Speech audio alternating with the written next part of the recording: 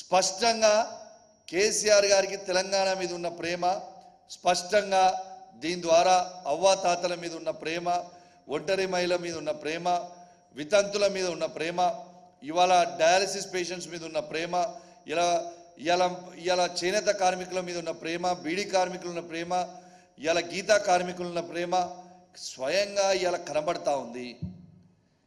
మరి ఈ తెలంగాణ రాష్ట్రంలో కేసీఆర్ గారు ఇచ్చిన 44,82,274 మంది పెన్షన్దారులని మీరు ఎందుకు ఇబ్బంది పెడుతున్నారు? మీరు ఎప్పుడు ఇస్తారు? మీరు ఎందుకు పెంచుతలేరు? మీరు ఇచ్చిన 100 రోజుల హామీనే దాదాపు ఇప్పుడు 200 రోజులు కాబోతా ఉంది. ఇంకా ఇచ్చిన ఏ ఒక్క హామీ కూడా మీరు ఇలా ఫుల్ఫిల్ చేయలేదు. ఇలా మేము దీని గురించి అడిగితే ఆంబోతులు పడ్డట్టు మీద ఒకటే పడి బో బో బో బో అని అరుస్తూ ఉన్నారు.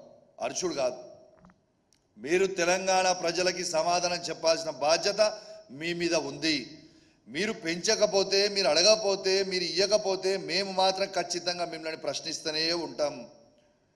ఎందుకంటే ప్రజలు ఇవన్నీ చేస్తారని మీరు నమ్మి అధికారంలో కూర్చోబెట్టారు. కాబట్టి నేను దయచేసి ముఖ్యమంత్రి గారిని రిక్వెస్ట్ చేస్తా ఉన్నా, ఖచ్చితంగా మీరు ఇవాళ వీళ్ళకి ఇవ్వాల్సిన బకాయిలని మళ్ళీ ఒకసారి క్లారిటీగా చెప్తా ఉన్నా, డిసెంబర్ నుంచి ఈ జూన్ మంత్ వరకు వాళ్ళకి మీరు పెన్షన్లు మొత్తము 2,000 రూపాయలతో పాటు వాళ్ళకి ఇస్తా అన్న అదనపు 2,000, 4,000 బకాయిలు ఏవైతే ఉన్నాయో, ఎందుకంటే మీరు కుటుంబానికి ఇద్దరికి ఇస్తా అన్నారు కదా, ఆ ఇద్దరికి ఆ బకాయిలని మొత్తం కూడా చెల్లించాలి అని నేను డిమాండ్ చేస్తూ ఉన్నా అని చెప్పి సందర్భంగా తెలియజేస్తూ ఉన్నాను. కానీ దయచేసి తాతలు అవ్వాలని మాత్రం ఇబ్బంది పెట్టకండి. మీకేమైనా కోపం ఉంటే కేసీఆర్ గారి మీద, కేటీఆర్ గారి మీద, హరీష్ రావు గారి మీద మీకు కోపం ఉంటే మా మీద తీర్చుకొని మాకేం అభ్యంతరం లేదు. కానీ ఆ కోపము దయచేసి అవ్వాతాతల మీద తీయొద్దని మిమ్మల్ని దయచేసి మేము రిక్వెస్ట్ చేస్తూ ఉన్నాం. కాబట్టి మీరు చాలా త్వరలోనే వెంటనే ఇస్తారని నేను ఆశిస్తూ ఉన్నాను. దీంతో పాటు ఇంకో ముఖ్యమైన విషయం తెలియజేస్తా ఉన్నా, యావత్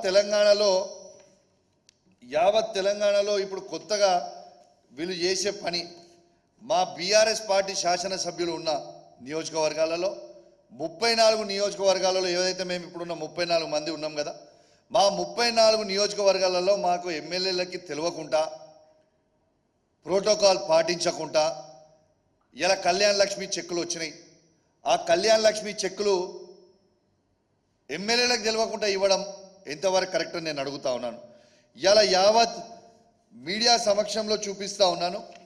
ఇది జియో మీకు చూపిస్తూ ఉన్నా, జియో నంబర్ 18. దీంట్లో క్లియర్గా డేటెడ్ ఆన్ 29/6/2016 దీంట్లో క్లియర్గా ఎమ్మెల్యే చైర్మన్, ఎమ్మెల్యే గారి ఇష్ట ప్రకారము చెక్స్ డిస్ట్రిబ్యూట్ చేయాలని క్లియర్గా జియో ఉన్నది. దీని ప్రకారం అధికారులు ఫాలో అయితే బాగుంటుందని నేను విజ్ఞప్తి చేస్తూ ఉన్నాను.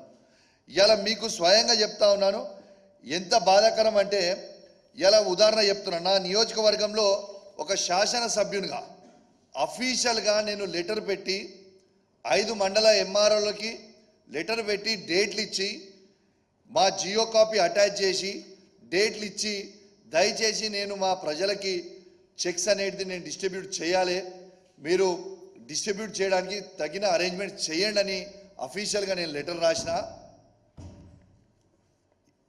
ఒక్కరోజు కూడా అరేంజ్మెంట్ చేయకుండా మంత్రి గారు వస్తా అంటున్నారు ప్రోగ్రామ్కి అని చెప్పి ఆపుతా ఉన్నారు. పొన్నం ప్రభాకర్ గారు, రేవంత్ రెడ్డి గారి నాయకత్వంలో మీరు నా మీద కోపం ఉంటే, నా మీద ఎన్నుంటే, మీరు ఎన్ని ఇబ్బందులు పెట్టినా, మీరు నన్ను ఎంత అవమానించినా నాకేం పర్వాలేదు, నేను భరించడానికి సిద్ధంగా ఉన్నా. కానీ నా హుజురాబాద్ నియోజకవర్గ లబ్ధిదారులని అవమానించి ఇబ్బంది పెడితే మాత్రం బిడ్డ తాట తీస్తాం. ఖచ్చితంగా నా హుజురాబాద్ నియోజకవర్గ ప్రజల కోసం ఎంత దూరమైనా నేను వెళ్తా. ఇవాళ హుజురాబాద్ నియోజకవర్గంలో వచ్చిన 381 చెక్లని మాకెందుకు పంచనిస్తలేరని నేను అడుగుతా ఉన్నాను. అసలైన తొలి వెలుగు. ఫాలో వాట్సాప్ @తొలి వెలుగు official.